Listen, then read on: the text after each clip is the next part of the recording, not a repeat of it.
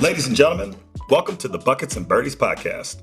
Buckets and Birdies is a weekly glimpse into the worlds of basketball and golf. We'll also balance national sports trends with ACC insights and provide a lens of notable happenings of sports in our home state of North Carolina. Two friends and industry professionals getting together to bring you 23 minutes of fun each week with shared experiences around buckets and birdies. He's Carter Bills, sports agent and seasoned consultant in the golf space. Joining me on the mic is national champion, Tar Heel great, Marcus Ginyard. Welcome to Buckets and Birdies. Welcome to another episode of the Buckets and Birdies podcast. This is super special, obviously, as you see us outside the studio here at Finley Golf Club here in Chapel Hill, North Carolina, where we just finished a round of golf. Carter Bills. Marcus Ginyard, good to be with you. Likewise, brother, in the flesh. Tuesday, June the 8th. We're normally doing this from behind the screen. We're doing it on a couple Adirondack chairs outside the hill right here, little putting green. I absolutely love this. You want to talk about the round of golf that you just played to get us kicked off, or how you feeling? I mean, the back nine was decent to me. We had a couple birdies for the Buckets and Birdies pod here today. Had to throw a couple circles on the card for the team. My guy, you crushed it. I actually thought for a second that we were going to have to call this bricks and bogeys. But on the back nine, we kind of got it together a little bit, which was fun. I don't want to read off my score to you guys, by the way, but I did shoot 100 today. I was trying to go under 100, obviously. But I hit 100 today, which I feel good about. 54 on the front, 46 on the back. Hey, 46 on the back. Let's take it. 46 on the back. Thank you, I Carter. like that. It's respectable. I don't have your score on this card. I don't know if you got any highlights you want to share about your round, those birdies. I think we should talk about those. Hopped right out of the car, end of the day, no warm-up. You're used to that. Pretty typical my MO. First couple holes, bogey, double bogey. Took a minute to get rolling. Somehow we scraped together 39 on that round of 9. So put two circles on the card. Those that know me well, like yourself, know that circles don't come every round. So when they do, we're happy to underscore those for the Buckets and Birdies podcast, as those are birdies indeed, Marcus. Yes, sir. Yes, sir. All right, so what are you thinking off the top? What's on your mind when we're thinking about sports tonight? I'm thinking do or do not, there is no try. Oh, quote I forgot of the day. The quote of the day. Okay. You know who said that? Do or do not, there is no try. I know this, man. I feel like I can hear it. But who said that? Master Yoda. I love it. Do or do not, there is no try. So we talked the last time we were together about the Carolina Hurricanes. We talked about the NBA Finals. I know we'll get into that. A lot of do or do not time for those teams. They're trying, Marcus. What are you seeing so far? Where do you want to start? Well, I want to start with the Hurricanes. Yes. Tonight, if I'm not mistaken, they're playing their second game now on the road in Las Vegas. Had some tough games against Vegas, man. I don't know how they end up coming on the short end of these games, man, but they've been super exciting. Super exciting. But, of course, they want to make sure that they get a W tonight. That's right. And not go down 3-1, if I'm not mistaken. Yep. But, again, man, they've been battling. Those have been great games to watch. Man, I don't know what to tell them. I'm not a hockey guy. I know they've been fighting, but I just got to see them come out with a dub, man. I'm with you. I'm not the biggest hockey aficionado, but Marcus, watching them, these games have been awesome. Like, super competitive. The Vegas Knights and the Carolina Hurricanes both coming out to play. Like you said, Vegas Knights in a position where they could go up 3-1 tonight, or conversely, the Hurricanes could come back and make the equalizer with the game and go 2-2. Tie it up. I was with my son, as you know, at a father-son sports camp over the weekend, worn out, doing every sport you could imagine all day. Some buckets, some birdies. Played golf, played basketball, football, soccer, all the things in between. Everybody's watching the Hurricanes game at night. Everyone went to bed. We turned it off after the second period. We wake up, go to breakfast, sort of camp style in the cafeteria, and the guy says, hey, you know the Canes scored 4 in the third and they went to double overtime? Dude. I'm thinking he's got to be messing with me. It was insane. It's Gray Littlewood, by the way, who you know. Gray, shout out to Gray. Gray said, you know they scored 4 in the third. I'm like, no way. No. Yes. So they did. I still hadn't watched that back, but apparently they did. They scored like 3 goals in 39 seconds. 3 goals in 39 seconds, play another 20 minutes, which is like a fourth period. Score tied, played another period, and then we somehow kind of have an own goal, weird situation. Two times in the game. We scored on ourselves. I hate I missed that, and then yet to see the result, I almost wanted to say, save that energy for the next game, but it's do or do not. There is no try. You got to leave it all out there, right, Marcus, when you're in these games. You got to. Now, the good news is, whatever happens, we do come back to Raleigh, but would love to come back to Raleigh tied up and not down 3-1. So, shout out to the Hurricanes. Good luck tonight. We know the Lenovo Center will be rocking either way. Let's steal one on the road in Vegas. Like you said, bring it back home to Carolina. let's raise that Stanley Cup here in Carolina, baby. Dude, Let's go. dope. We can do it. That'd be dope.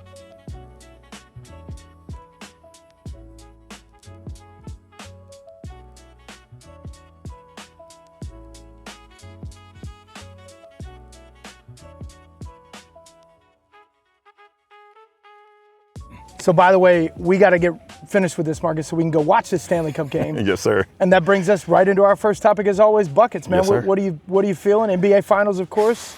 Man, I mean, you're talking about teams being up 2-1. You got Vegas up 2-1 on the Hurricanes, and now you've got New York up 2-1 on the Spurs. Right. They claw back to steal one in New York. Everybody's getting a little nervous for the Spurs. They're coming into New York down 0-2. New York is on fire right now. On fire. Everybody that I know that's in New York is talking about this like a place they've never seen before. All the buildings are lit up orange and blue. People out in the street. I saw a video of somebody with a projector projecting the game out on the on the brick building across the street from his neighborhood, his apartment, because he couldn't find it. How many people watch that? Dude, I mean, apparently awesome. New York is absolutely wild, and I think you saw that in Madison Square Garden. You could hear it. The fans are just going crazy. But man, the Spurs were just steady Eddie all night. I thought in the beginning of the game the Spurs were going to take it easy. Take it easy meaning win it easy. Then the Knicks came back clawing, fighting, scrapping, and next thing you know, you're like, oh man, the Knicks are going to go up 3-0. Right. And the Spurs, like I said, just steady, kept it together. Second half, played great defense. You got some great scoring from everybody on the team. Castle, second-year player, but looking like an absolute veteran in the finals here. A stud, an absolute stud. And then Swipe of the Fox. Looking like the old De'Aaron Fox that we remember. How's he a seasoned vet all of a sudden? It feels like he just came out of Kentucky. Dude, we're getting old. The fastest thing you've ever seen. He's really come into his own as like this veteran leader of this team. It's been fun to see. I really love his game, and he's had some fights, some chip. De'Aaron's not going to back down to anybody. Castle's a guy I want with me at all times. And we talked about the young Harper on our last pod. Ron Harper's son, we decided he's been giving it to old Ron for years now. Like, this kid can play, Dylan Harper, right? So I didn't catch as much of the Game 3 as you did. You make a great point. 3-0, huge difference against 2-1. We've got ourselves a series. New York is turned up. You know the people in San Antonio are turned up.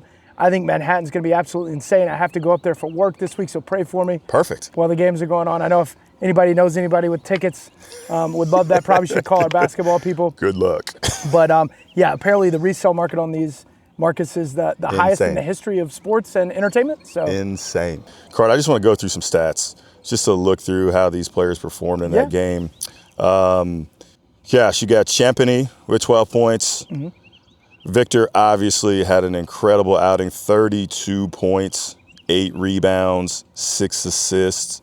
De'Aaron Fox, as I mentioned, 12 points, which doesn't look great, but he had big-time buckets down the stretch, which I think were absolutely essential for them to win. Controls the game. De'Aaron. Exactly. Yep. Tempo, everything. Castle, 23 points on 8 of 14 shooting, also with 5 rebounds, 5 assists. Wow, super efficient. Harper, as you mentioned, 13 points, 9 rebounds, 4 assists. Yeah. I mean, they really had a balanced attack. And then on the other side, man, the Knicks, as I mentioned, also had a great outing. OG Anunoby, 28 points. Ooh. Josh Hart, 16. So we were talking about this a little earlier before we started rolling. The Spurs really played great defense and made Jalen Brunson get rid of the ball. But a lot of these Knicks players still stepped up. They stepped up and they made baskets. 28? 28. Wow. Had some big threes late. Clarkson, 10 points off the bench. Ooh. I mean, these guys were really battling. And 16 for Hart's big, because you know what he's going to do for you. Besides, you'd put him on the court if he wasn't going to score. So 16's huge phenomenal. for him. 9 so the rebounds. Knicks were right there. I missed the end. You said the Knicks were right there despite the Spurs came out on a mission, it sounded like, in Game 3. Definitely. And I can't remember exactly what happened late in the game. Didn't have their best couple of possessions. And again, the Spurs just made more plays down the stretch. Man, every game's been tight. What was it? One possession game, I think in each of the first 2, maybe 4 or 5 points the first game, 1 point, 2 points the second game. I think we're in store, Marcus, for a special one again in Game 4. Definitely. What I just want to say overall as we think about both of these final series that we're watching right now is they're not disappointing. I mean, these are, you got the Stanley Cup, you got the NBA Finals. I mean, these are high-level, competitive athletic sporting events that everybody's getting a ton of enjoyment out of. That's it. All right, so we got to ask each other. Before the NBA Finals started, we made our picks. Knicks in 6. Knicks in 6 is looking pretty good. I picked Knicks in 7. Fair. At least the Spurs bounce back to give that a chance, because I thought, no way this is going to 7 after those first 2 games. Barnes is on the Spurs now. I'm not rooting against the Spurs, Marcus. I just got a feeling like this Knicks team has a bit of destiny on its side, getting over the hump. I'm going to take the Knicks in 7. I think they just stole home court advantage back in game 1, and I'm going to take the Knicks in 7. You know, Carter, I'm very similar to you. I like both of these teams. But if I have to answer the question, who am I taking?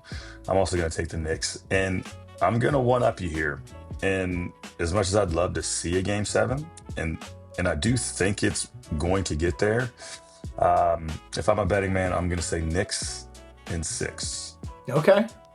We both have the advantage of seeing they took game 1, but Knicks in 6 has got a ring to it. I feel like some T-shirts are going to be passed out all over Manhattan. Knicks in 6. I think they might already be on the truck, my friend. That's right. In San Antonio, how about they take both of them? Like you said, the Spurs come back and steal one right back. Knicks in 6 is looking good. Knicks in 7 still on the board. I'm liking Knicks in 6, but I got to stick with my pick.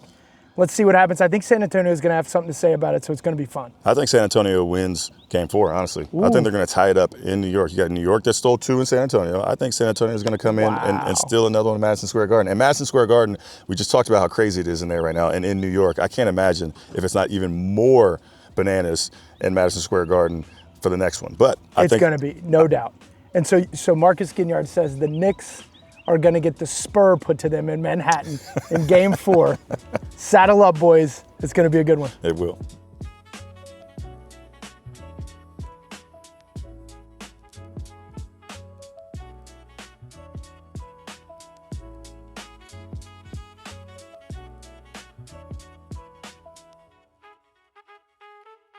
All right, Carter, as we transition, as always, from buckets to birdies, we're going to get into our Nets and Jackets game. All right. Where I will give you a year and you will tell me the NBA champion and the US Open champion. Okay. This year, today, is going to be 1990. 1990. All right. I'm going to go 1990, Hale Irwin, US Open champion. And 1990 was the Detroit Pistons, the second of their back-to-back before Jordan and the Bulls went on their three-peat. So all right. Hale Irwin and Detroit Pistons. All right, we're not in the studio, so we got to call out to our producer here to see where we are on this. Hale Irwin and Detroit Pistons. That's my guess. All right, Detroit Pistons and Hale Irwin. All right, let's go. Let's crushing it. Let's go. Dude, I love that. Love Hale Irwin. I've spent a lot of time with him. He's getting seasoned in his years, but I've been at some appearances with him, for example, and you couldn't find a better salt-of-the-earth guy that'll just make you laugh for days. Hale Irwin won the U.S. Open 3 or 4 times, matter of fact. I think back-to-back in there somewhere, but 90 stuck out. I think I missed. You stumped me last episode because I guess Hale Irwin in 88, and that was wrong. So Hale in 90. I won't mess that up again, Mr. Irwin. So. And then who's on the Detroit Pistons in 1990? So we got Isaiah Thomas, of course, the leader, one of the top 50 players of all time and arguably one of the top 15 players of all time. Fair. Joe Dumars at the 2. You had young Dennis Rodman at the 3. You had kind of a John Sally. He normally came off the bench. What was Rick Mahorn at the 4? Rick Mahorn, wow. Hadn't heard that name in a long time. And then you had Bill Laimbeer, the big enforcer in the middle at the 5. So I mean, this was a totally different NBA era. This was you look, that is a big, bulky, beat-you-up team. They earned the name Bad Boys. Oh, yeah. And they embraced it. They put your butt on the floor. I mean, this was WWE meets NBA. WWE meets NBA. What was it? They had the Jordan rules. Yep. Come in the paint, on his butt. Yep. Like they did it. So tell us what's going on in the world of golf right now. Big time going on in the world of golf as we're into June. We are 1 week away, Marcus, speaking of U.S. Open, from the 2026 U.S. Open that'll go out in Long Island to Shinnecock, one of the true cathedrals in all of golf. It's going to be an exciting one. The last time that the U.S. Open was at Shinnecock, it was 2018. Brooks Koepka was in the middle of his meteoric rise that he looked like the most confident guy to walk a fairway since one Tiger Woods in those Nike swooshes. So Brooks is back. Brooks will be there. Rory, Scotty, I imagine all the top 50 will be there. The U.S. Open is truly special, Marcus, against all the majors. It's the one that you feel like you can really go out and qualify for. So there's certain stipulations that you got to have certain handicaps and be of a certain level to go, but you can go to local qualifying, you make it to regional qualifying, and then ultimately to the U.S. Open. And that just happened. Golf's longest day, they call it, was this Monday, June the 9th, and people punched their ticket, just like we do to March Madness. punch their ticket to the U.S. Open, and tons of great amateurs, which is one of the beautiful things. The USGA and the U.S. Open really preserving the legacy of Bobby Jones in amateur golf, I think is special. A la Augusta, they do a great job with the amateurs as well. But interesting to see, there's a lot of people fighting for their life. Again, like we talked about, the Scotties and the Roys are going to be there. But you've got guys, the Billy Horsels of the world that are fighting for their life.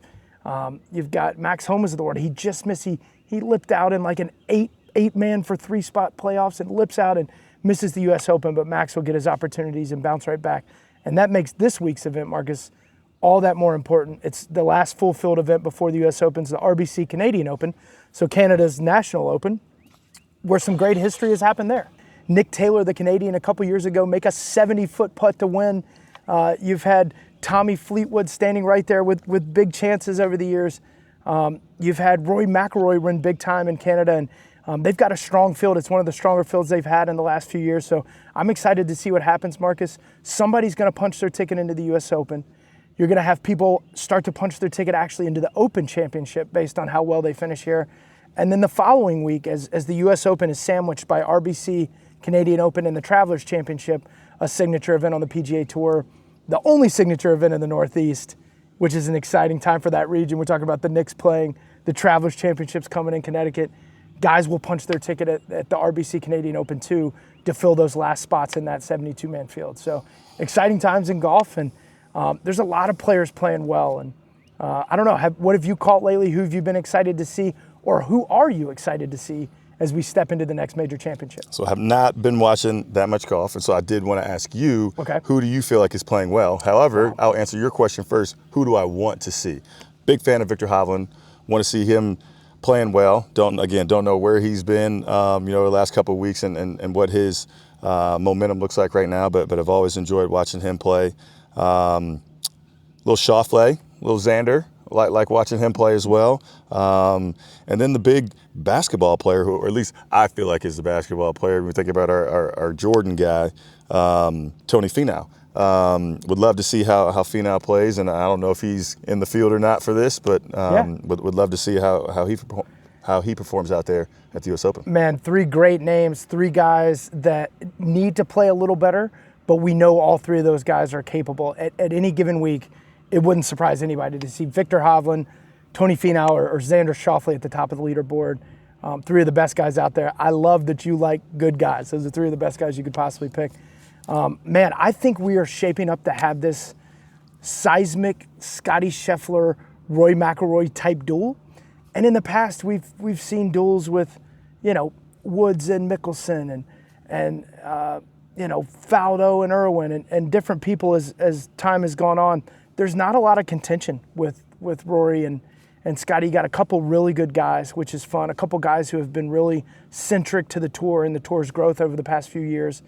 And essential to the game in this Tiger Woodsless kind of era. Tiger's still there. Tiger's involved in TGL. We hope Tiger's back soon. I think anytime Tiger suits it up, if he's feeling good, he can win a golf tournament, which is special. And I don't think his last chapter is written. He is not there this week. Scottie and Rory are. Those are the obvious picks, Marcus, but I would not be surprised to see them. Shinnecock plays really difficult. Last time there was even some chatter. Did they lose the greens? I was talking to a couple players recently who said they didn't lose the greens. Some guys just weren't playing that well and sort of leaned on the fact that the greens were super fast. And the specific player I was talking to was top 10 player at the time, said the greens are supposed to be fast. The rough's supposed to be thick. It's the U.S. Open. And he was excited for Shinnecock. So that was kind of getting my juices flowing. I got chills hearing him say that. And he was ready to go back out and play Shinnecock again. And I think these guys will be ready. I think, Marcus, besides Rory and Scottie, I think we are primed to see a run of amateur players. Amateur players finish their collegiate seasons, just like we saw what David Ford last year here, birthed from this very course of his college growth at Finley, really come onto the scene on the PGA Tour. The U.S. Open is when a lot of guys turn pro. Ben James from up the road at UVA is turning pro and is playing unbelievable. You've got Jackson Coyven, who was on Auburn, that just swept every major collegiate award you can imagine. He's in the U.S. Open. Watch out for Jackson Coyven. His teammate, Logan Riley, freshman on that Auburn team, sinks the winning putt to win the national championship, just goes and medals at his region to go on to the U.S. Open, qualify as an amateur. Logan Riley's playing as well as any amateur in the country. So I'd say Ben James, Jackson Coyven, Logan Riley. Look out for those amateur names in addition to the Scotty Schefflers and Roy McIlroys of the world. I'm excited to see how it unfolds and watch some people make a name for themselves. Yeah, that's awesome. And not to take you off of golf right now, but man, Logan Riley, freshman, sinking a putt to win a national championship. Chapel Hill, Michael Jordan, freshman, knocking down a shot to win a national championship. Good vibes. Hey, great vibes. Good vibes. Great vibes. No pressure, Logan. Thank you, everybody, for joining us for a special episode of the Buckets and Birdies podcast. That's 23 minutes of our thoughts for you. From Marcus Ginyard, I'm Carter Bills. We'll catch you next time. Thanks, everyone.